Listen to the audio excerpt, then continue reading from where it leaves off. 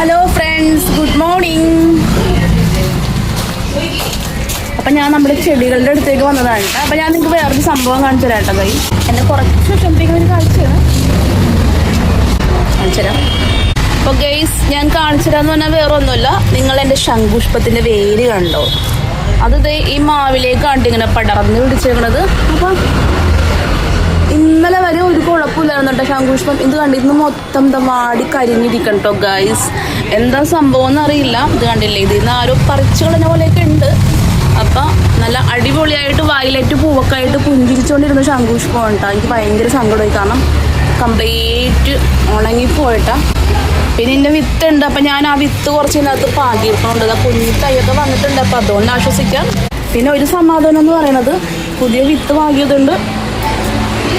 വേറെ ശംഖുപുഷ്പം അതിനകത്ത് പിടിച്ചു വന്നിട്ടുണ്ട്. അപ്പം അത് ഇനി വളർത്താമെന്ന് വിചാരിക്കണം. ഇത് കണ്ട മാവിൽ നല്ല ഭംഗിയായിരുന്നു കേട്ടോ കാണാനായിട്ട്. കണ്ടില്ലേ, നമ്മുടെ മാവിൽ നല്ല സൂപ്പറായിട്ട് പിടിച്ചിട്ടുണ്ടായിരുന്നു.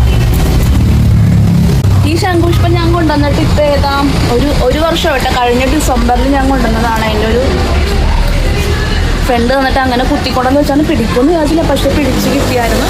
പക്ഷെ ഇപ്പോഴും ഇത് വാടില്ലായിരുന്നു കേട്ടോ. വാടേണ്ട സമയമൊന്നും ആയിട്ടില്ല. പക്ഷെ ഇത് കണ്ടില്ലേ ഗൈസ്, ഇവിടെ നിങ്ങൾ വിട്ടു പോയിട്ടുണ്ട്. എന്തോ മുട്ടിയിട്ട് നമ്മുടെ ഈ തണ്ടിയിൽ നിന്ന് ഈ ഒരു ഭാഗം കൂടെ കട്ടായി പോയിട്ടാണ്. അങ്ങനെ നല്ല ചെടികളൊക്കെ കണ്ടോ ഗൈസ്.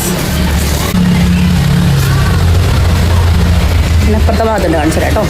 ഇത്രയും ചെടികൾ എനിക്ക് ആരാ തന്നെന്നുള്ളതിൻ്റെ വീഡിയോ ഞാൻ അപ്ലോഡ് ചെയ്യണം കേട്ടോ. അപ്പോൾ ഇതാ ഇത്രയും ചെടികൾ കൂട്ടത്തോടെ കിട്ടിയപ്പോൾ എനിക്ക് ഭയങ്കര സന്തോഷമായിട്ടോ ഗൈസ്. പക്ഷെ ഇത് പിടിച്ചിടണം. എല്ലാവർക്കും ടാറ്റ, പിന്നെ കാണാം.